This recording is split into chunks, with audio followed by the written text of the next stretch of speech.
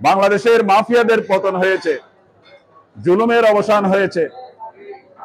রক্তাক্ত বিপ্লবের মাধ্যমে ছাত্রদের বুকের তাজা রক্ত দিয়ে আমরা সকল জালেম মুক্ত বাংলাদেশে, স্বাধীন বাংলাদেশে আমরা আজকে এই মিটিং শুরু করেছি কক্সবাজারে।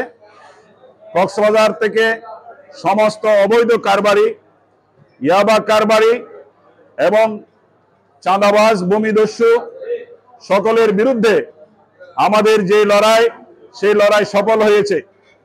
আমরা এখন তালিকা করে এলাকা ভিত্তিক, ওয়ার্ড ভিত্তিক, থানা ভিত্তিক, ইউনিয়ন ভিত্তিক সরকারের যে কর্মসূচি, বর্তমান সরকারের বৈষম্য বিরোধী, মানুষে মানুষে যে ভেদাভেদ, মানুষকে যেভাবে অবমূল্যায়ন করা হয়েছে, মানুষের উপর যেভাবে জুলুম করা হয়েছে, মানুষের উপর যেভাবে নির্যাতন করা হয়েছে, সেই নির্যাতনের বিরুদ্ধে আমরা এই সরকারকে সহযোগিতা করে যাব। আমরা কাউকে ভয় পাই নাই। আওয়ামী লীগের আমলেও আমরা কথা বলেছি। আমরা বর্তমান সরকারকে ছাত্রদের তাজা রক্তে দেওয়ার পাশাপাশি আমরাও আমাদের সন্তানদের পাশে ছিলাম। আমরা সপরিবারে বুকের গুলির মুখে আমরা রক্ত দেওয়ার জন্য রাজপথে ছিলাম, সেটা দেশবাসী দেখেছে। এই দেশকে ভালোবাসার একমাত্র একটি শব্দ দিয়ে দেশকে ভালোবাসে, সেটা যুগ যুগ ধরে প্রচার করে আসছে লাভ বাংলাদেশ।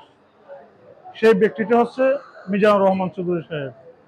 তার এই কথার সাথে আমরাও একমত হয়ে আমরাও বাংলাদেশকে ভালোবাসতে চাই, দেখতে চাই আগামীর সমৃদ্ধির বাংলাদেশ হিসাবে অন্তর্বর্তী সরকারের যারা দায়িত্বপ্রাপ্ত তাদের সমস্ত গঠনমূলক কাজে আমরা সহযোগিতা করব।